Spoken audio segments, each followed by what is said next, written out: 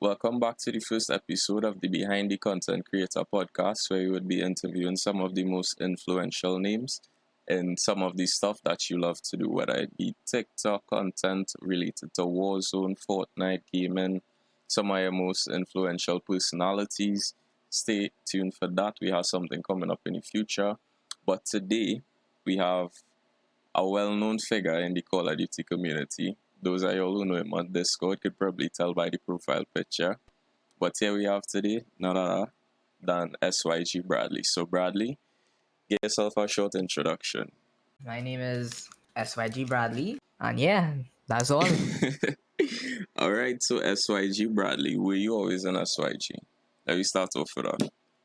Um, I only recently joined SYG. I think it's about almost a month I'm in SYG now. A month. Yeah. Originally, I started when I used to play Fortnite. I was in the team called Central. That was let me say, a Yeah, it was big up a Fortnite more. clan back in the day. It was one of the biggest, I would say.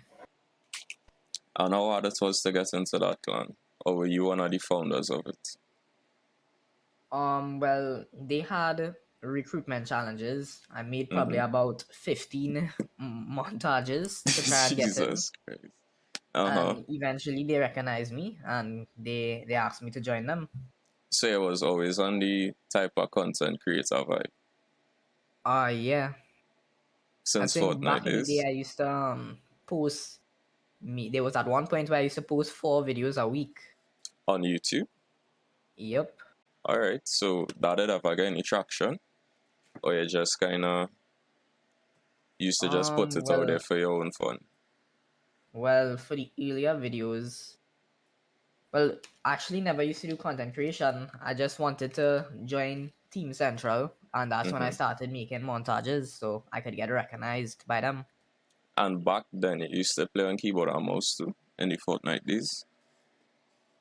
In the early Fortnite days, I used to play controller on my PS4. And What? Bradlee on yeah, controller. and I only ended up switching just because of my internet issues with my PS4. I used to be playing on 150 plus ping. Jesus Christ. And I had a MacBook. It used to run 100 FPS. So when I switched to that, I used to get decent ping and good FPS. And And Fortnite. how the MacBooks work is like Uh-huh. you can't connect a controller. You have to buy an adapter. And So it was you have real to buy an into it adapter. then. Yeah. So I just decided I'd switch to the keyboard one time. And how old are you? I'm 15 right now. So, what age you would say you got into gaming? And trivia question: what was your first console? I got into gaming. I see when I was probably 8 years old. That's a little older than usual. Yeah, my first console was the PlayStation 3. Now PS2, you missed out on them days. Yeah, I missed out on those days back then. I don't think I was conceived when those things were out. So, what games you used to play on PS3 then? Little games like Need for Speed, Motocross, the basic Motocross. games like Street Fighter and stuff like that. So, you was never into the shooter kind of games until Fortnite come out. No, when I got my PS4, I believe I was maybe 12 or 11, and I started playing Call of Duty. I played Call of Duty Ghosts. I played Advanced Warfare, Black Ops 3, and I started out on those games on controller. Alright. And it wasn't until like I said, the Fortnite days that I started switching to the keyboard and mouse and taking the game a little bit more serious. So, you ever had any sort of days where you used to just pop off in those cards while you was on PS4? I wouldn't say I was a good player on the console. I was like the any average player, you know. Back Yeah. then I just used to play for fun with my friends. Alright. And what make you switch to PC? Because you said that you start off on PS4, you used to play for fun, then you get a little competitive when it comes to entering Team Central. was it Fortnite itself that make you switch to PC because you wanted to elevate your skill? Yeah, I would have to say it would be Fortnite No other because game? it was mostly the Fortnite. That was the game that was big back then. It was Mm-hmm. one of the biggest games, and there was a lot of the streamers used to play keyboard and mouse back then. None Right. of the controller players were really good. So any other skill transition, because I know as I would refer to myself as a hybrid player, right? I could switch the control, I could switch the keyboard and mouse. And I just mainly play Warzone, but you know in Warzone, when you're on keyboard and mouse, somebody up in your face with a controller, you're going to lose that fight 102% of the times, unless you're extremely skilled at keyboard and mouse. So my question is, on Fortnite, did any of that skill transition over to keyboard and mouse, or did you have to learn it from the start and basically become a noob again? I had to learn everything from the start. I didn't really have any good keyboards or any good mice. I used to play with the keyboard on the laptop and a shitty Dell mice. What was the mouse pad? Oh, we wasn't rocking no mouse pad. The desk. We was rocking a little textbook with the mouse pad with the mouse on top of it. Only the real keyboard and mouse players, so nobody textbooks. That must be days. But let me say, okay, so related to Team Central, right? You said you wanted to elevate your skill. So you switch to keyboard and mouse, and then you switch to PC. What? How it was like you said Central was the clan to be in at that point in time. So were you already in Central when you switched to keyboard and mouse? Well, when I first switched to keyboard and mouse, I didn't know anything about Teams or anything like that in Trinidad. Right.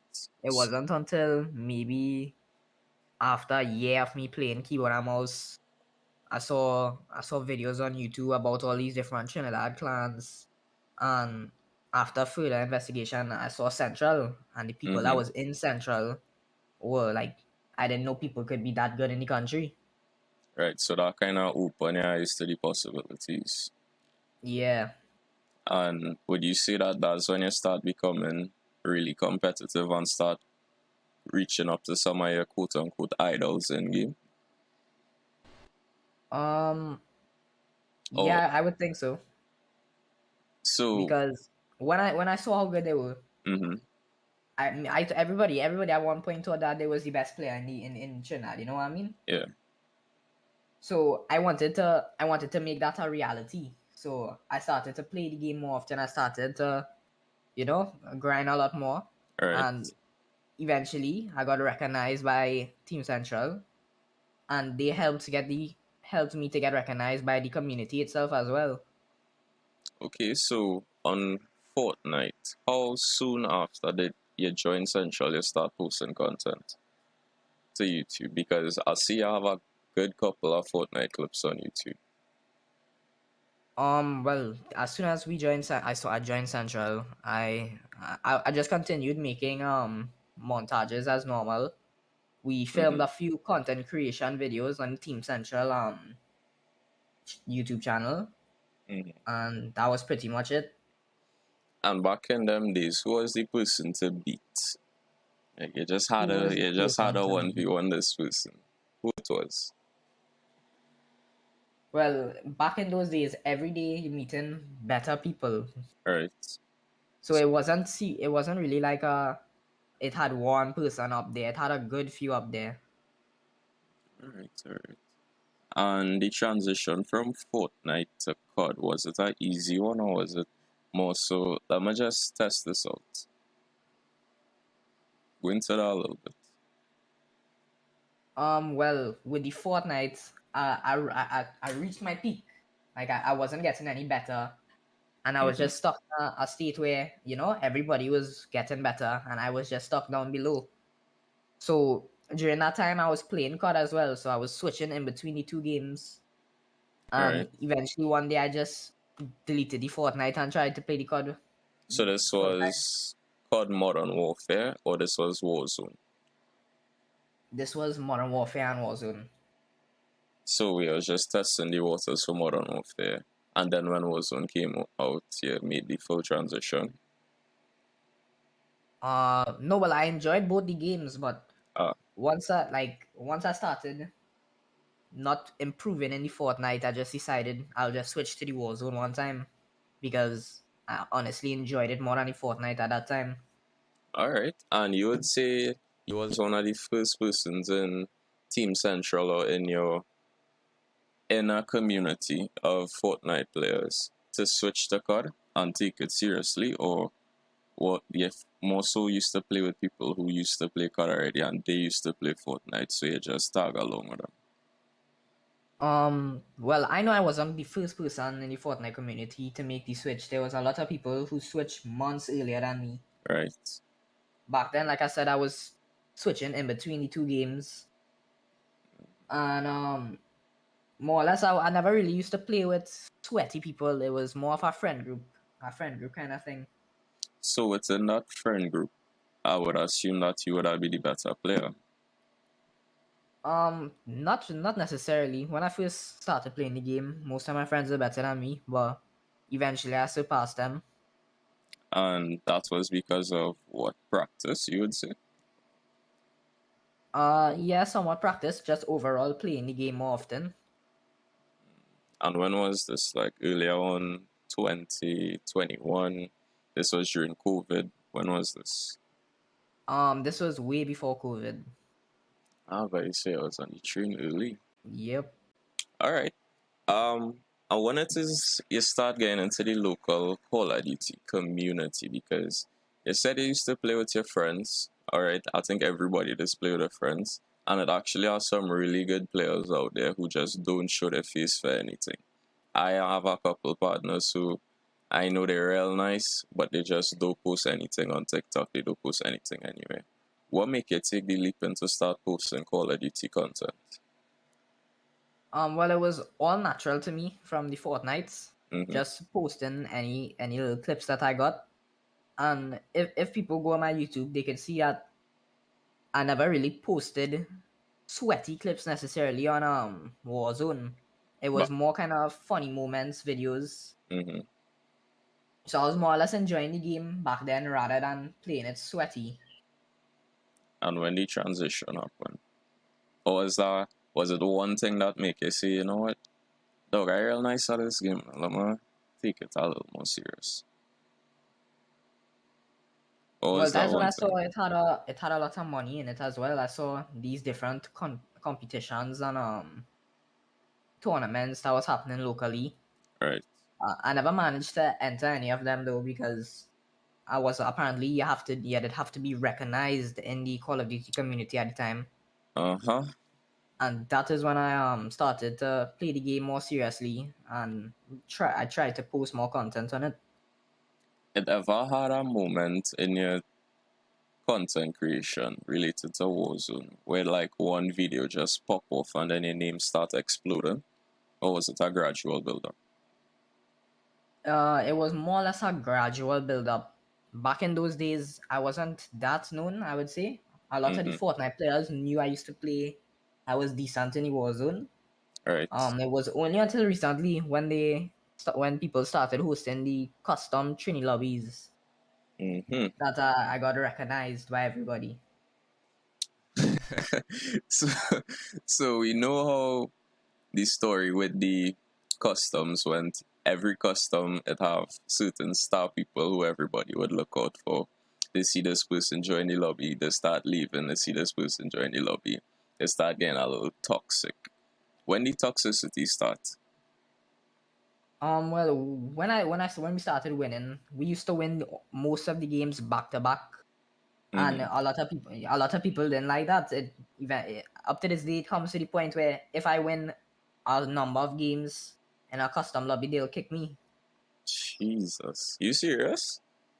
Yeah, it was annoying too because even up to this day, I don't necessarily play with sweaty people. I play with my friend group to this day still.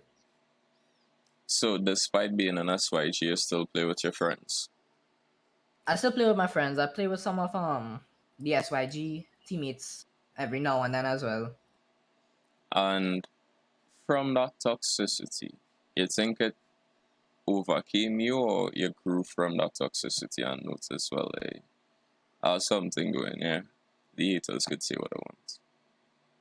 Well, the toxicity, it kind of boosted my ego even more. It's like when I heard them getting mad over me like that, I wanted to get Right. better to make them even more mad. And to get better, was it more so shooting bots? Because you know, it have people like Mutex who would recommend you shoot 2,000 bots a day and that sort of extremes. But we know you're famous for aim labs. So was it a aim labs thing from the start, or was it more so putting in practice? How you went about getting better at the game? More or less, it was mostly the aim labs that helped me improve a lot in my aspects of aiming. But in terms of movement, that just came naturally over playing the game for so long. So with aim labs, right? Did you look up to anybody in terms of where you should start, or did anyone guide you along your aim labs progress? At first, the aim labs was very very challenging. Like most of the training courses in the aim labs itself it was very tough at first, but eventually, if you just keep playing over time, you will get better at it. So you're saying that's it possible for anyone to get Yeah, reasonably good at COD it's from possible just for doing aim anybody to get labs. good at anything they want to do once they put in enough hours and time into it.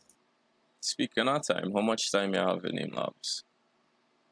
How much time do I have in aim labs? I would believe it's not that much. It's probably 120 hours around there.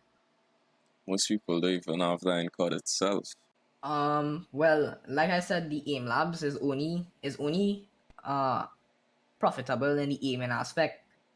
And if you're trying to get good in aim, I say play the aim labs. But some people try to get good movement in COD as well. That's a very important thing in the game as well.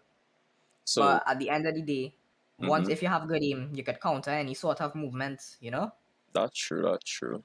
So, to the new players, let me not call them bots, to the new players to Call of Duty, especially jumping in as the new map for Warzone is coming out, the Pacific map, and it will have a new influx of players. And as the streaming community locally grows, to the new Russia players, what advice you would give them to get better at COD? Uh, I will. I like I say, it's just a matter of playing the game a lot, putting in the hours, and eventually you'll get there. So it have nothing special, because I mean, like, I've been playing COD for how long, and I don't even know Damascus. Oh well, skin challenges and stuff like that. That's not important. I wouldn't look at those stuff as something Mm-hmm. respectable. Somebody gets. Anybody can do it. So for the new players, just play the game, pay attention to what you're doing, and eventually it would come to you It will intuitively. all come naturally. All right. Question: where you see yourself in the next 5 years? Um, Maybe in university, maybe having a job already. And would you still be as much into gaming as right now? I don't think so. I, I think the gaming it has its time for everybody. It's Mm-hmm. not something I would want to pursue in the future Right. because I don't see any at the state of which the community is in Trinidad right now. I don't see it being as a profitable thing in the future. So would that be partially the reason why you don't stream? Because we could all agree that you're good at the game. Yeah, I would say that would be the reason why I don't stream, and in fact why I don't post as much videos. I post TikToks every now and then, but Mm-hmm. I haven't posted on the YouTube in a while. So the community down here could get that toxic. Yeah. All right. For all the listeners, will you please show some support to the local streamers? It have some huge ones. We know Chris, we know Peter. Go and show some love, and even to the smaller content creators. Though, even if it's a little one, like you're swiping on your feed, you might say, okay, let's clip a little basic, but don't go and hate. Leave a like, because some people, I don't want to say it's their livelihood because some people actually make streaming and content creation their livelihood. Some people is more of a passion thing, and someone's just naturally talented, like Bradlee here. So I would suggest the next time you see a little cut clip on your feed and you know it's a local person, because we all sometimes go see a little clip on your feed and we be like, who this man feel is? And we go just swipe past it. We mightn't say anything, but the least you could do is leave a little like. So our brother would know that he would going somewhere, because as you could see, the general demotivation, not direct demotivation, but the general attitude towards the community, it's very bad, and it have its effects on the general growth of streaming and content locally. So Bradlee, talking about streaming, who is your favorite streamer? Locally or internationally? Let me go international and then local. Well, right now, most people that I watch is people like EXO Ghost, Mm-hmm. Default. I watch a little bit. I used to watch a little bit of Swag, but Swag, everybody Swag is like very overrated. He's Yeah. So you would say your playstyle more so suit that of default. Those are some people that you could relate to on a game basis. well, those are the people that I look up to because all of those players have really good aiming mechanics. Nice. And locally. Locally, Mob Peterson, the boy Christian. Mm-hmm. Well, no names. Out of those two, who you think you could beat in a 1v1?